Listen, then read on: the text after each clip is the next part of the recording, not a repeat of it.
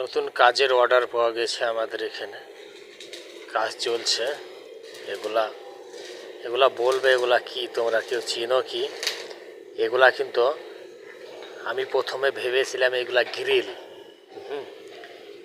তো এগুলা গ্রিল নয়, এগুলা অন্য একটা জিনিস।